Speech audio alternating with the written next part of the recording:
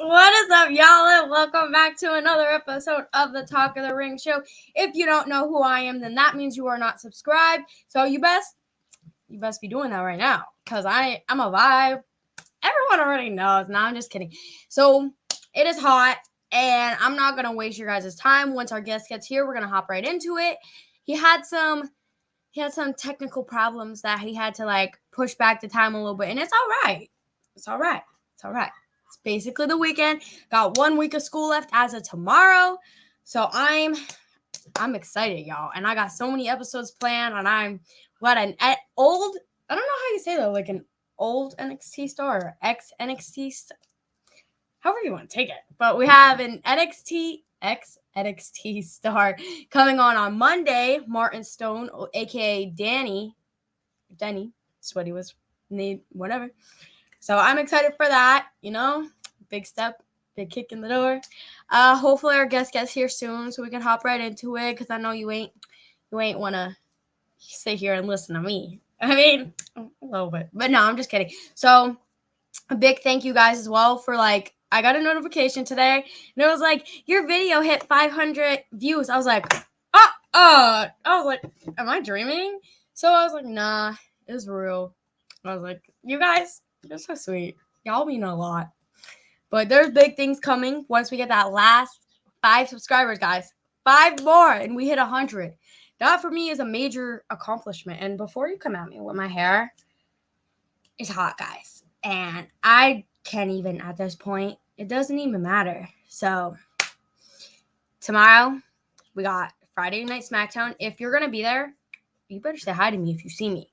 And Saturday we got 5-Star Wrestling. So it's going to be a party, because we got Lucius Crow, we got Rembrandt, all those names were already mentioned, Andy Header, Gangrel, brah.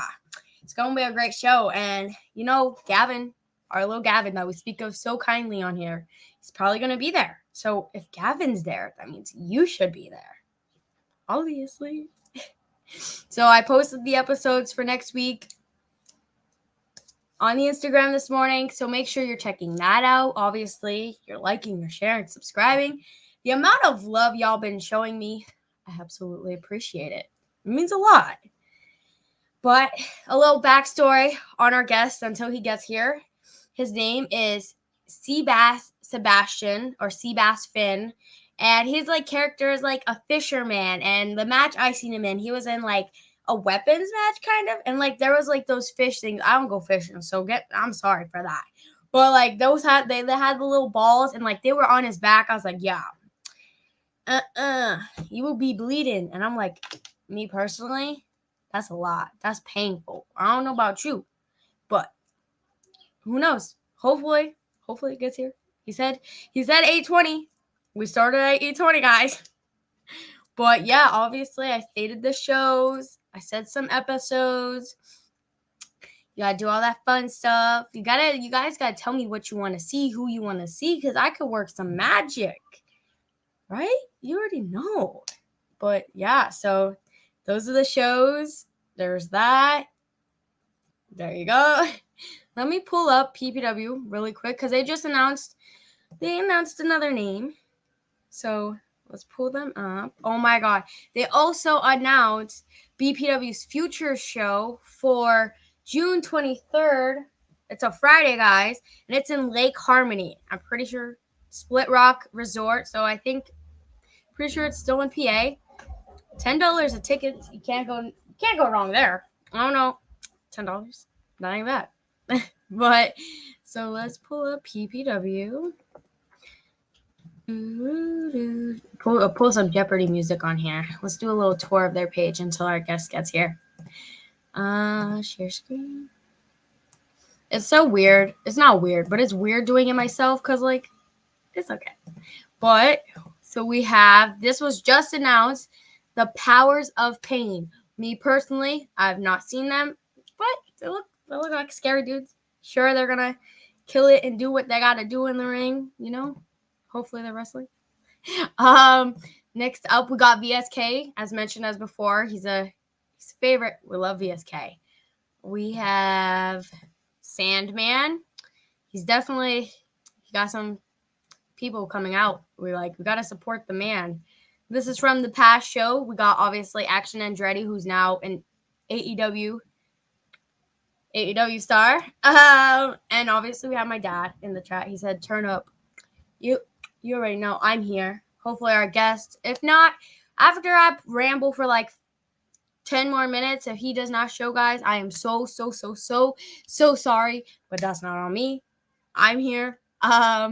We have the Pro Wrestling Podcast saying, "So, how you doing?" But yeah, so back to PPW.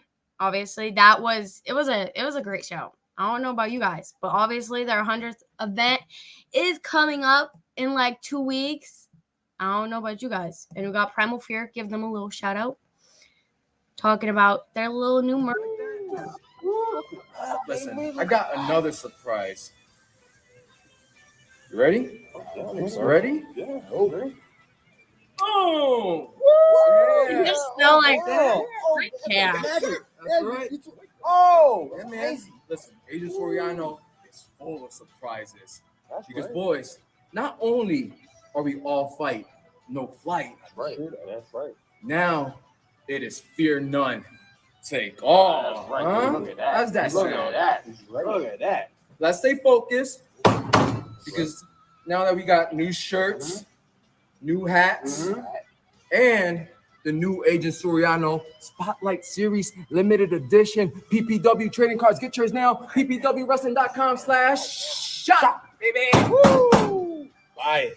Boys, despite all of that, what will remain the same are these championships around our waist. Look at that. Look at that. Right? Go, baby. Go, baby. So I know y'all have a fatal 4-way tag team match coming up for those championships. We talked about it, right? We did the math. What's the math? Match. You can't even call this thing a match. Okay. This is gonna be a So obviously I had to give a little shout out to Primal Fear because we did have them on here. And that whole time they were like, "Harley, you don't tell us you're a fan of us. So are you a fan?" I'm like, I mean, I can't. But like, you know, I got a few tag favorites, obviously. They're probably one of my top. But obviously, PPW show was amazing, as always. Sam goes and says, "It was a great show." You already know, girl. We be having the time of our life. We had like stars like Encore Facade, Raheem Royal. Although he's not one of my favorites, but it's whatever. We got Nolan Pierce. You know, we had all those fun wrestlers, you know? So it was a great show, and I'm super excited for the 100th event because who knows what's going to happen? Who knows who's going to show up? Who's going to wrestle? But obviously, I want to plan on doing a little predictions show for PPW once they start announcing more matches because it's their 100th event. So I'm going to go all out right now. If you are a fan, yes. So my dad says Nolan had a great match but got cheated. He totally did. But like I just said, I was trying to say is I'm going to go all out. If you're a fan, and let's say I'm going to do a prediction show, more details to come. But if you want to be on here like Sam, if you want to be a co-host for today, I could have multiple co-hosts for that like prediction show. And we'll just have a fun party. So if you want to drop a comment or DM me because, you know, but our guest is finally here. So now I can shut up and we can listen to him and his story. Let's give Seabass Finn a warm welcome. Hello. Hello, how are you? Good. How are you? Very good. That's good. Okay, so we're going to hop right into it with who or what got you into wrestling. All right. So I got into wrestling with my dad. He grew up watching wrestling as a kid, all throughout his youth and his teen years and adolescence. And then kind of watched, he watched it all throughout, having my older brother and my older sister. And then eventually he had me along with my mother in 1999. And from then I definitely, from birth, I was probably watching wrestling with him, although I can't remember it too well. But I definitely remember in early 2000s, I'd say like 2005, 2006, 2007, 2008. Just, putting on my pajamas on Friday nights. My mom would make popcorn and I'd watch Friday Night SmackDown with my dad. So that's how I kind of got exposed to it. And then when I was in second grade, my dad asked me if I wanted to start amateur wrestling. Obviously, he didn't say amateur wrestling. He just said, hey, you want to start wrestling? And I didn't know the difference between the two. So my first question to him was, am I allowed to use a chair? So I started amateur wrestling in second grade. And that carried on with me all the way through college. I wrestled Division III at Springfield College in Western Massachusetts, which is also the same college where John Cena graduated from. So it was almost like, destiny following in the footsteps of my all-time favorite. In June of 2020, I started training in professional wrestling. At the time, I was going into my junior year of college, and COVID had shut everything down, so I wasn't able to participate in amateur wrestling. And I had gone to the New England Pro Wrestling Academy in North Andover, Massachusetts, a few times prior to when COVID hit. I'd gone there for some fantasy camps. It's like $80 for a day where they teach you the basics. I went to like 3 of them just because I was just enamored with it. And, back in high school, I kind of realized, I could, make this a possibility. I could be a pro wrestler. My English teacher kind of helped me with, I did some projects with him that really kind of like pushed me in the direction of like what I was passionate about, which was wrestling. In June of 2020, I started training. My trainer was Chase Dalmonte. And then as more people started to come back, Max Smashmaster was also my trainer. And I've never looked back since then. It was kind of tough trying to balance college and training when I, got back into the school year at Springfield. But I was able to make it work, kind of on and off training for about 2 years. And then I graduated college last year, and now I'm pursuing this sort of full time, I guess. No, yeah, that's cool that like you're still like you did college and you still like wanted to do wrestling, because a lot of times they're like, well, college takes a lot of your time, and at the same time so does wrestling and like training and having a job at the same time. So like it's a lot of work having to do like all 3 things or 2 things. So I get it. And it's cool that you actually graduated, so now you could just move into like full-time wrestling. So like you said, who trained you? Like how long, you may have like kind of mentioned it, but how long would you say you actually trained before you got like your first real match? It's kind of tricky to say because it was just such a weird time with COVID happening and everything. Mm-hmm. My camera this one. There we go. It's better. There's a dark void over here. It's just my camera lens. So I think like a month into training, I had like my first class match. Mm-hmm. I can't recall who that was against.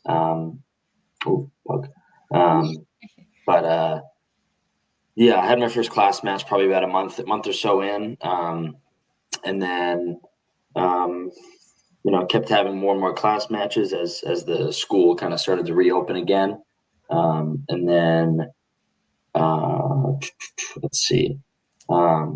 I'd say my first official match, although it wasn't under the name Seabass Finn, was on a Chaotic Reloaded taping, which was just kind of like almost like a dojo style environment where it was just kind of like, students as the fans. And, we kind of created our own little like studio with like lights, hanging up on the walls and stuff. And it was like really, really cool, really intimate.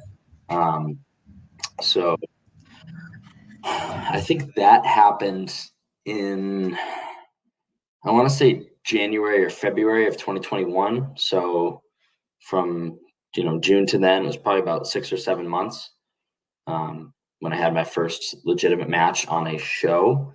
I had about 3 of those, 3-ish matches on the Reloaded tapings. And then my first match as Seabass Finn was also another sort of like taping style show. Well, it wasn't really a show. It was kind of like this. We did this qualifier for a tournament out in, I believe, England, and I wrestled Ricky Smokes in in what was a fun match as my first time under the name Seabass Finn. But yeah, I'd say overall it took about 6 months total until I sort of had my first match. Oh yeah, that's not bad though, because a lot of people, they wait like a year before they actually feel confident in themselves to actually do a show. So that's good. So if people don't know, like, what does Seabass mean, or like what is your character? So my name is Seabass Finn, or Seabass is short for Sebastian. I am pro wrestling's finest freshwater fisherman, born and raised in New Hampshire, where fishing is pretty prevalent, along with other New England towns and states, Massachusetts, Vermont, Maine. So yeah, I'm quite literally, I guess you could say, from the sticks. Everything that surrounds my house is kind of woods. I have a few neighbors here and there, but they're a bit of I wouldn't say a bit of a ways. It's a walk. I could walk to their house, but I really like the sort of backwoods that I live in the small town of Hooksett in New Hampshire. I am also a third generation fisherman. Not a lot of people know that. My grandfather taught my father how to fish, and then my father taught me. And I really hold fishing near and dear to my heart. It's just an activity that I really like doing. It just kind of brings me peace. I hope it brings everybody peace. I know some people are a little too impatient to fish, just kind of sitting and waiting. That's kind of the whole point of it. It's kind of like a real, like, I don't know, I feel like a metaphor for life. Like some people just might sit around and wait, and then you finally get a bite on something, and you catch it and reel it in, and maybe it gets away, or maybe you catch it. But I have very, very fond memories of fishing with my dad, my grandfather. I'm grateful that they're both still around, and it's just a great activity, and it's something that I have sort of incorporated into the world of professional wrestling. No, yeah, most definitely. And I think I seen you at Fight Life. I'm for sure that's the name. I'm terrible with names. And I remember, like, you had like those fishing thingies in your back. I'm like, are you okay? Like, no, I could never. Like, I'd be crying. I'd be like, oh my God, there's something in my back. Yeah, those were just bobbers. I think the plastic bobber, when I took a power bomb from Aaron Rourke onto a pile of bobbers, and I think that's what cut my back up a little bit. Glad it wasn't hooks. That would have been a lot worse. Okay. So, like, are those like your style of matches? Like, do you prefer to be in like hardcore, or, like, weapons match? That was actually my second ever sort of like non like singles, or like non normal singles match. That was under a different set of rules. That was the first Boathouse Brawl match to ever happen. I hope it comes back in the near future. But I also did participate in an Extreme Rules match with Chaotic Wrestling. It was myself, the K-tastic one, Armani Chaos, and ECW original hardcore legend Tommy Dreamer against Chase Del Monte, Trigger the OG, and Big Bacon Brad Hollister,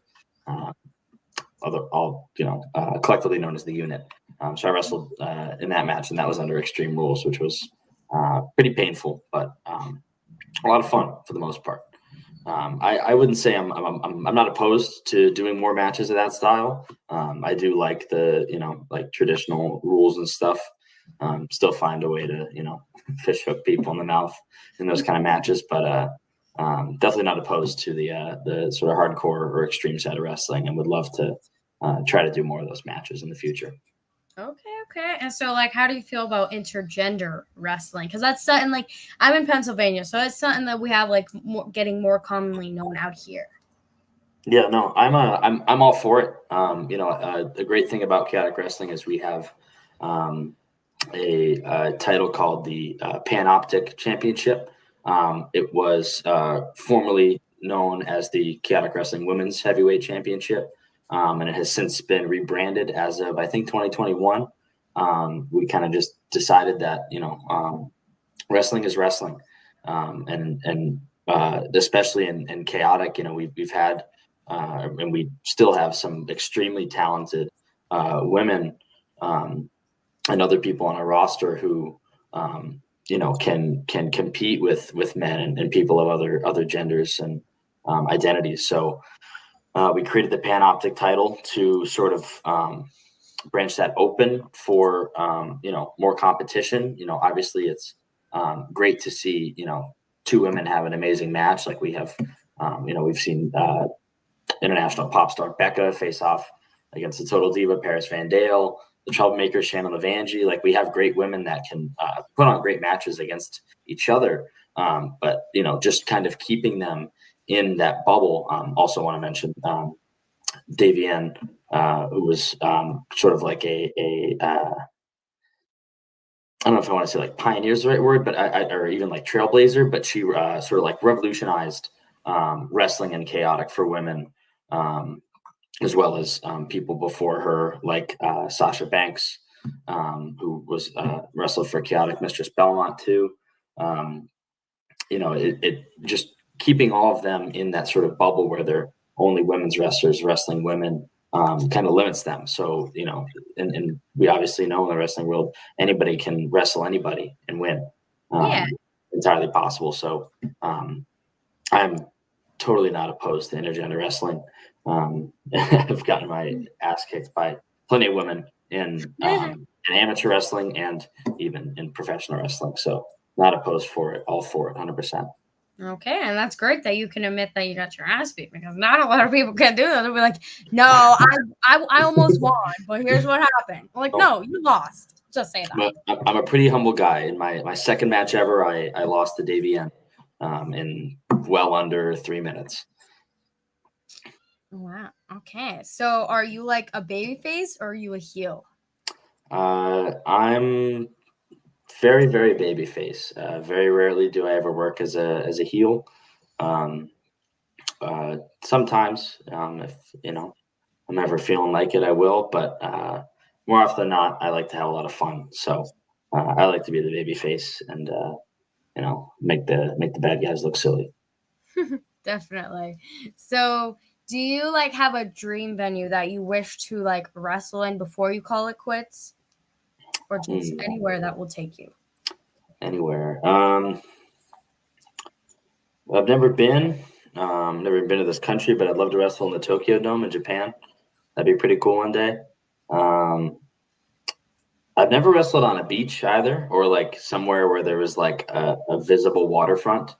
And I feel like that would be a lot of fun, especially for me. Like if it were a boathouse brawl match or like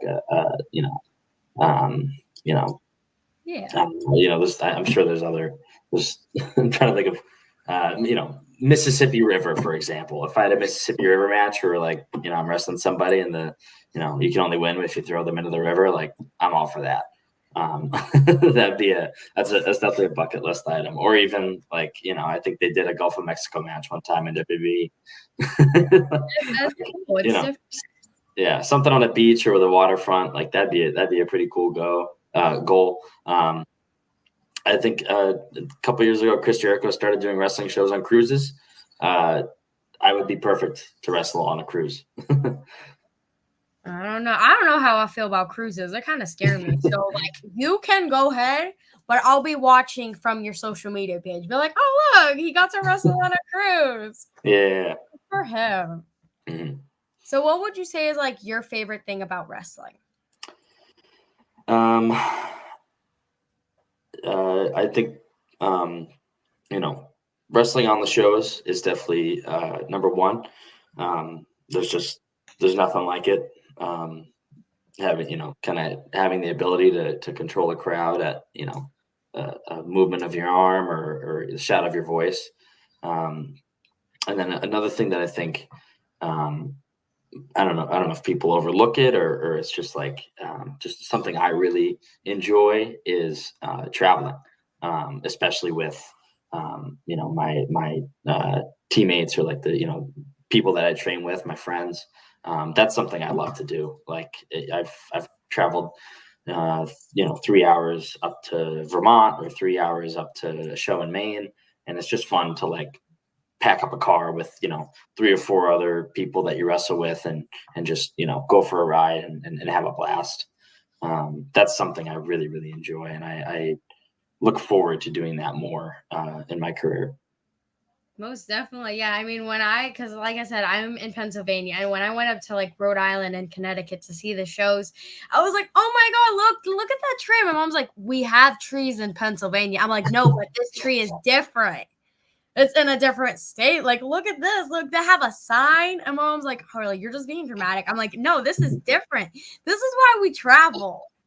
Mhm. But if you ever come out and wrestle in Pennsylvania, you'll know me and my dad. We crazy, we vibing, we loud. You'll hear us. You'll be like, yeah, that's that crazy girl that was on her podcast. Do you typically go to like the LVAC shows? My brother is Nolan Pierce, so I usually go to whatever shows. Okay. Yeah. Okay. Cool. Awesome. Yeah, definitely. And my dad's in the chat chanting your name because that's what he does best. Awesome. So that's that. So you said your favorite part. What would you say is like the hardest part for you? Hardest part, I'd say it's balancing the wrestling with everything outside of wrestling, your personal life, your family, your friends. That's what's really hard. Is trying to find that balance of, okay, now I have to do this, which isn't wrestling, and it's not something I want to do, but something I need to do because it's important. Not that I think of that when I think of having to hang out with friends or family, but I think that sometimes you can get lost in it a little bit when it comes to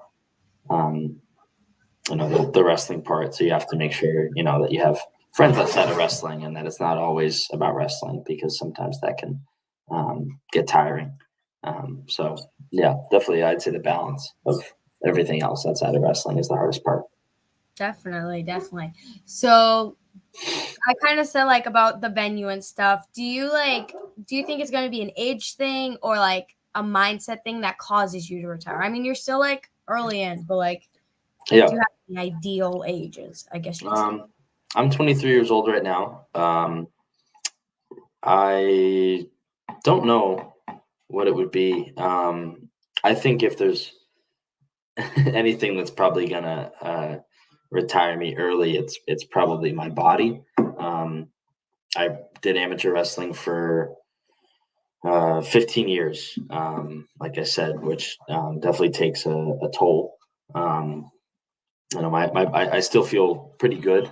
The one thing I probably don't feel the most confident about is honestly my head. I've definitely had some, I have a history of concussions, but none of them are diagnosed. It's kind of just like self-diagnosis where it's like, oh, I got hit in the head. I'm like, oh, my head hurts, or oh, this is happening. Like, probably got concussed, right? If anything, that's probably going to do me in, or it's just, my body physically not allowing me to wrestle. But I'm hoping that, with just keeping, my body in shape and doing the right things, that I can have a very long career at this. Yeah, most definitely. Just be like, yeah, I suffer concussions. Just that's the reason, guys. I can't wrestle. I keep getting concussions. Yeah, it's definitely something I want to take care of, because just from what we've seen, how damaging concussions can be in the long term. I want to be able to still function at an older age, and not have any lasting effects from them. So gotta keep my brain healthy. Definitely. So I would ask, obviously you're still a little too young. So if a fan came up to you and was like, I want to do what you're going to do, or like what you do, what advice can you give them? Depending on their age, I would tell them to start amateur wrestling. That honestly put me ahead of the game so much. Not even just amateur wrestling, but also just being an athlete and being involved in sports, and even at a higher level, like college. I was able to sort of catch on pretty quickly with some of the basics and the footwork and things like that. So I would say, like, being involved in sports, and then also just try to be involved in wrestling in any way you can as soon as you can. I was thankful enough, I was just a fan, but like I went to, chaotic shows in like 2018 and 2019 as a fan. And like, I got to meet, some of the wrestlers on the show who now I'm either training with or they've helped me in my training in a way, like Anthony Green. He was one of the first guys that I met at a chaotic show, and he would just always talk. I'd go up to the merch table. I wouldn't buy anything, of course, because I didn't have any money, but I would just talk to him. And he would talk to me, and he would, every time, a couple shows down the line, he'd see me again and be like, "Hey, when are you going to start training?" And I'd be like, "Oh, I don't know." But, getting involved in wrestling and just trying to be a part of it in any way you can is helpful, whether you're a passionate fan or, if you go and help out with shows and stuff, like, just with ring crew and stuff, like that's a way to get in. Obviously, getting into a school too is important in finding the right training for you. Not everybody can go to one specific school. Sometimes it's, whether it's financial reasons or just their preference of training styles, they may choose to go to a different place. So I would say, like, look into and weigh your options for that. Definitely. So my dad said, are you still trying to find your style of wrestling, or do you know your style, like technical, high flying? I could describe it as catch and release, similar to that of fishing, but I do sort of like the technical side of wrestling from an amateur wrestling perspective. I don't fly too much, only when I feel like I need to.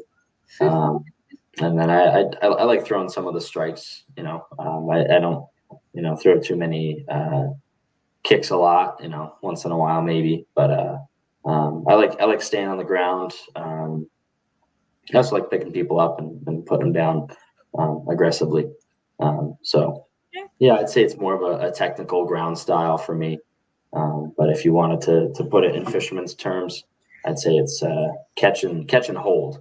I don't think I really want to always release my opponent. You just got to do what you got to do. Like, if you got to release them, do it. Especially if they're 10 times bigger than you, I'll be like, yeah, no, thank you. I can't get a concussion. Yeah. You're like, no concussions here. Yeah, definitely. So, like, if you got a call from WWE and AEW, which one would you take? That's a tough question. Like, growing up, I've watched WWE probably since I was born, and then just seeing the success that AEW is having, it's pretty cool just to kind of see like a new promotion kind of just coming out of nothing in my lifetime. So that's tough. I don't know. I can't say. Whichever one allows me to fish more. Maybe that's AEW. Everything relates to fishing, guys. Got a concussion? Oh, it's probably because I was fishing too much. Yeah. A fish jumped out of the water and hit me in the face. The fish is like, not even a fish, guys. It was a whole dolphin. It just came and smacked him in the face, and he can't wrestle no more. No. So with that being said, like, do you ever find yourself being like, because you kind of mentioned like it doesn't matter if you're a fan or whatever, but like, have you found yourself being a fan? Like, I kind of mentioned it last night. If I go to a show like WWE or whatever, I'm like, oh my God, I seen you on TV. You're famous. Like, now since I do the podcast, I'm like, oh my God, I'm famous. And I don't care who it is, but I'll be like, oh my God, I met a famous person. Do you ever find yourself being a fan? Should I say? Oh, absolutely. 100%. Always, I feel like anybody that does professional wrestling always started as a fan. I'll just do it 'cause it's like, oh, this seems like a fun physical activity. It's like, no, you start when you're a fan and then you realize you can do it and you do it. Yeah, I definitely find myself, even like when I'm on a show that I'm wrestling at, still a fan. Like Yeah. I wrestled on a show a couple months ago, I think, or maybe that wasn't last year. It was a couple months ago back in winter. I wrestled for Blitzkrieg Pro, which is a Western Mass promotion, and they had a show in Western Mass. And one of a guy who I train with fairly often, his name's TJ Crawford. He was wrestling Kevin Blackwood. And I'm a huge Kevin Blackwood fan. So like I made sure, I was wrestling on the show as well. So I made sure to pack my Kevin Blackwood shirt for after my match. And then, I stood in like a doorway where I was able to see the ring and watch his match against TJ, which was like awesome, amazing match. And then after, he came to the same doorway that I was at, and we were both kind of watching the match. Then he finally noticed that I had a shirt on, and he was like, "Oh, nice shirt." I was like, "Thanks, big fan."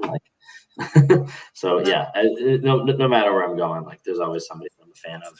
Even people I train with, huge fans of them. That's cool, because I think a lot of wrestlers think once they become a wrestler, they're too good, or they think, oh, I don't have that fan in me anymore. I'm like, yes, you do. You being a wrestler, it's somewhere in you. Stop your lying. Mm-hmm. Yeah. So what motivates you? You kind of said training and stuff, but what motivates you to continue wrestling every single show that you get put on? I think it's kind of like the idea of chasing the dragon, I guess, kind of beginning with the end in mind, and thinking okay, it's take it one match, one show at a time, and eventually if I do everything right and my hard work pays off, I'm gonna make it. And everybody's kind of definition of that is definitely different. But the end goal is to sign a TV contract or something, and be able to tour around the world and wrestle in front of everybody and anybody around the globe. So that's kind of what keeps me going. It's just kind of thinking okay, I have to do this in order to get to that. So yeah, I'd say it's the sort of the end goal, light at the end of the tunnel, that motivates me every match. No, yeah, that's good. So do you is there a venue that you wrestled in and that you were I really like this place, and you would wrestle there anytime you can? Fight Life normally runs at Linesider Brewing in East Greenwich, Rhode Island. I really enjoy that venue. It's in a brewery. I love beer. So that's a fun venue. I wrestled my first time, I think, a couple weeks ago, and I really enjoyed that. I would go back there in a heartbeat. Let's see. We have a few small venues at Chaotic Wrestling that I like being a part of. We do some Elks Lodge shows, your normal typical venues, but I like those too, just because they're close, they're intimate. It's it's good to be close to the crowd and have that interaction with them. I haven't wrestled in a bigger venue where it's there's just rows and rows and rows of people. So that's definitely something I'm hoping for down the line. But I can't say there's been a venue where it's oh, I'm in love with this venue and I'll go back every single time. There's definitely venues that I'd like to have in the future. I think just an independent wrestling venue that I'd like to wrestle in soon would definitely be the AmVets in Yarmouth, Maine. Limitless Wrestling runs their shows pretty frequently there. And I would love to wrestle in front of that crowd. Same goes for their other venue that they have up in Herman, Maine. It's the Morgan Hill Event Center. It's it's just a beautiful venue. They have a whole balcony up top too. It's nice. And it just kind of has a vibe that I feel I would fit really well in. Wow. Okay. So do you is there anything you do before you come out the curtain? Other than get my hair wet and maybe do some push-ups and stretches, not really. You don't talk to a pet fish or anything? No, I don't. I should kiss my fish good luck. Okay, maybe not kissing. That's pushing it. Talking to the fish is fine, but kissing it? Yeah, normally you kiss a fish for good luck. I mean, hey, you fisherman, you gotta do what you gotta do, but I ain't not kissing a fish. You ain't. Understandable. I get it. So, do you have merch, and if so, where can people purchase it at? I do have merch. Well, I only have I think about one shirt right now, and it's a 4XL. But I have orders in for merch. I have a new T-shirt coming out soon. As of right now, I can only sell them at shows, but I am planning on starting a website soon, where like a store, so where people can order them. So I would say be on the lookout for that in the next month or so. And I do have 2 shirts right now. I also sell, or I will have 2 shirts when the order is complete. I also have 8x10s, as most wrestlers do. And then I also was very excited to recently get some little plush fish. They're about this big, come in 4 different colors: blue, red, green, and orange. And then I also have some nice non-sharp plastic, non-plastic squeezable stress ball bobbers that I also sell at shows. So I knew there was a fish in that equation. I was like, there has to be something of a fish. Yeah. I was like, everybody kept telling me, you gotta sell fish, and I was just like, maybe. I finally found some fish that I could sell. I can't sell the ones that I catch. I gotta throw those back. Unfortunately, guys, no. So, what are upcoming shows or like matches you will be in? Let's look at calendar. Let's see. I don't think I have any confirmed matchups yet, but next weekend, Friday, June 9th, I'm wrestling for Chaotic Wrestling. We're in Tewksbury, Massachusetts. I think I'll have a match. I'm not sure. We'll see. But I'll be there regardless. And then Saturday, June 10th, I am in Brewer, Maine for Limitless Wrestling's feeder promotion, or sister promotion, Let's Wrestle. They have their annual Let's Rumble show. So I will be in the Let's Rumble. And they haven't announced a match for me yet, but maybe I'll have a singles match on the card as well. Interested to see what will happen there. But yeah, and then I think that's in June. June's coming up. I'm not sure if I have any other matches then, but I think I'll probably head down to Fight Life on the 14th of June. I'll definitely show up because there's some really great matches already announced for that show. So I'll probably head down and just watch if I don't have a match. I don't know. I might not, but we'll see. Yeah, and if people want to like watch and see where you're gonna be at, where can they find you on social media at? My Instagram is at Seabass Finn, and my Twitter is also at Seabass Finn, and I share any and all matches that I'm a part of on those socials. Okay, so thank you so much for coming on. Sorry for the delay, guys, but it's okay. We made it. Thank you so much, and have a great night.